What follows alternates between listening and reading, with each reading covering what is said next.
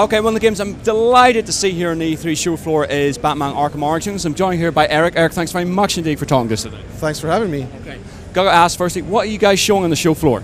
We're showing a 20-minute demo that showcases a whole bunch of new features, new enemies, new gadgets for Batman, new systems for the open world, and we have a bunch of story reveals here at E3 as well. I was going to say, one of those is, when we originally saw the game, you mentioned Deathstroke, we know there's other assassins and other supervillains in the game, and it's been guesswork for everybody up to then. Now I saw in the teaser trailer, we see Bane, a slightly different Bane than what we remember from Arkham City, and Joker as well. That's right. Bane is someone that we've really visually rewound him, because this is a prequel title. It's set years before the events of either Arkham Asylum or Arkham City, and one of the things that got us really excited about doing a prequel was taking these characters back to where they started. So Batman's gone back to where he started. He has more of a kit-bashed outfit.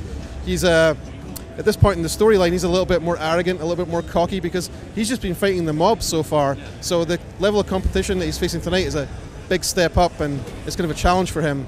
Bane is someone we've taken back to more his appearance. If you can do video editing on this, I would put on the other side of the screen, I would put what he looks like in our game, and then Vengeance of Bane, the comic book cover for his very first appearance. And he's much more influenced by that early visual.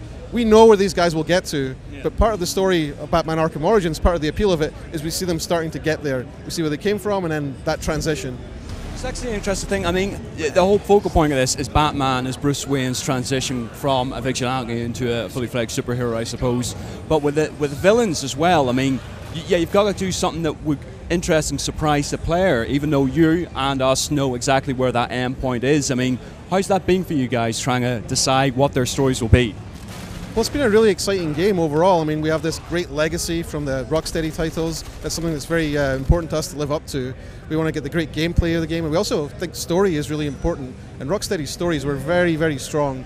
So it's something we've focused on, is to find a story not only that we can tell well, but it's a very important story for Batman, something that rather than a story we could tell, a story that we felt had to be told. Yeah. And so we challenged ourselves with that, and that's partly why we have this prequel setting, because you can really change Batman through an early career story. You can really see how he forms. You can see how he forms his techniques, how his identity forms, how his abilities come together, and also I think a big part of Batman Arkham Origins is that relationship with those other characters in his life, with Alfred, with James Gordon, with these other characters you see that he's meeting tonight.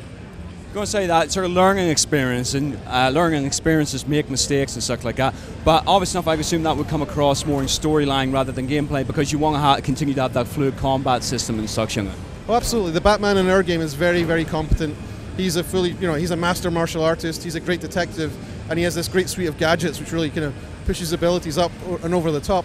But yeah, he'd principally be learning through the story events, but we also have a couple of surprises in the game where sometimes we'll show him try something and he'll screw it up, but when he screws it up in a cool way.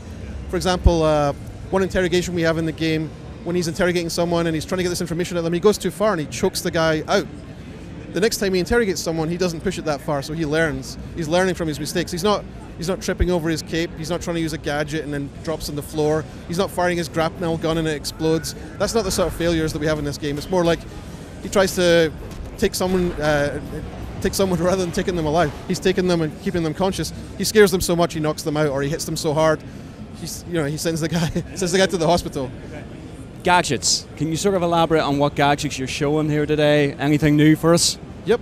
So here at E3 we have a reveal of our first new gadget for Batman Arkham Origins. We have several. The one we're revealing here is called the Remote Claw. And what that is Batman will launch a projectile with a claw tip, and it'll grab a target. It could be a gargoyle, could be a thug, could be one of a number of things. And then it'll shoot another claw with a tensile line out to that second target, and then pull the two of them together using a kind of a grapple wind. So you can use that to smack characters together, you can use that to hang thugs up from gargoyles, you can use it to launch projectiles at those characters like gas canisters or fire extinguishers or other objects we find in the world. So it's a pretty flexible gadget. Oh, and one other thing, we also want to use it for navigation, so you can use it to build tight ropes between gargoyles or to clear obstacles. It's that classic gameplay of, I don't know quite how to get over here yet, but maybe you come back later and you've got the thing that you know that will let you clear that hurdle. So that's something we've added to this game too. Well, what have you guys got left between now and launch? What have you got left to do? Oh wow, well we have a whole host of characters we haven't revealed yet. So there's a whole bunch of assassins we haven't revealed.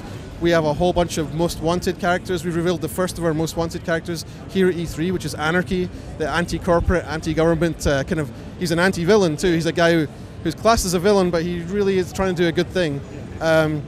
So there's a whole bunch of new characters, new enemies, other gadgets we haven't shown. We have lots to show. We were really, actually, we were constrained by the amount of time we could use to build a demo here, because we have non-stop new features and content right here at the show, and we have a fairly lengthy demo that clocks in at almost 20 minutes. So we're showing a lot of new things, but we've got a lot more to go too. Okay, and just closing, I've got one question, one very important question. Whose idea was it to include the Adam West costume? Well, I guess I can't really take responsibility. I can't tell you who it was. We have a huge list of Batman skins which we haven't revealed, which we'll have in the game, and the Adam West is one that is kind of contentious. I think people feel very passionately about it. Some people absolutely love it, and some people go, what the hell are you doing including that? But I think when you look at the visuals that we have for it, oh man, it kicks ass. It kicks ass in a way that it almost has no right to do, because rather than Adam West in the costume, it's our Batman that's in that costume, and it looks amazing. Excellent. Listen, thanks very much for talking to us. Thanks for having me.